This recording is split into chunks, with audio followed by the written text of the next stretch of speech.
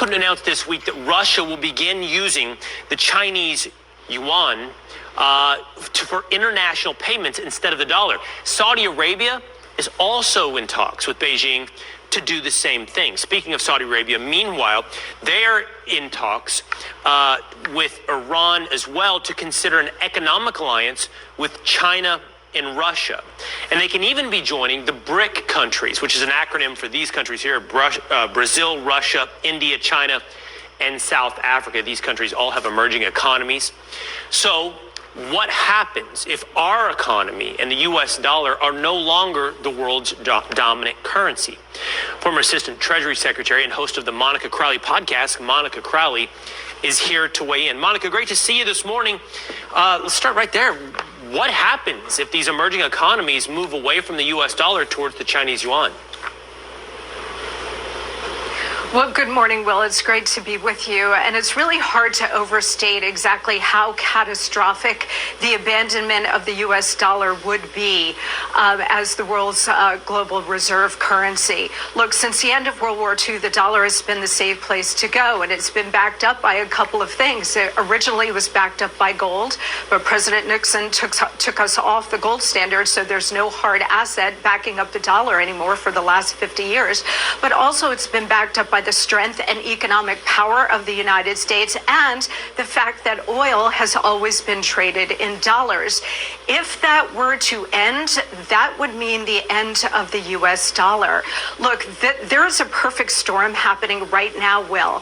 The world's reserve currency being that, having that status has been a real privilege, but we've abused the privilege by wholly reckless monetary and fiscal policies over many years, certainly over the last couple of years, which has really devalued the dollar.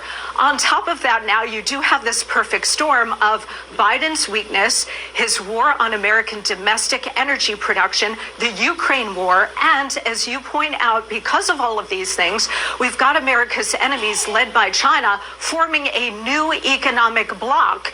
And all it would take at this point now, because we're at this pivotal moment, Will, is for Saudi Arabia, who has indicated that they're open to this, to say, you know what, we're going to be open to considering other currencies to trade in oil. If that were to happen, there would be a complete implosion of the global economic system, but certainly the American economic system.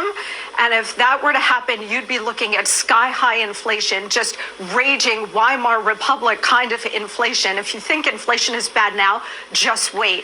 But more importantly, we would lose our economic dominance and we would lose our superpower status. Monica, the world's reserve currency, you said it's a privilege for the United States for the dollar to have been the world's currency. How does that relate to each individual American? How has that changed or impacted or improved our lives throughout the last several decades? Yeah, I mean, it's given the United States incredible dominance in the world in terms of the economic system and in terms of trade. It's kept prices down. So whether it's energy prices, whether it's your food prices, the entire global economic system is reliant on the safe and secure dollar. But that is no longer true, again, because we've been printing money like crazy and devalued the power of the dollar and the value of the dollar. But on top of it now, again, oil is the critical linchpin of this. If Saudi Arabia decides to join with America's enemies here and start trading oil in different currencies, that is going to undermine the entire global economic system. And here at home, you know what it's going to mean for us? It's going to mean raging inflation, so much worse than anything we have ever experienced, Will.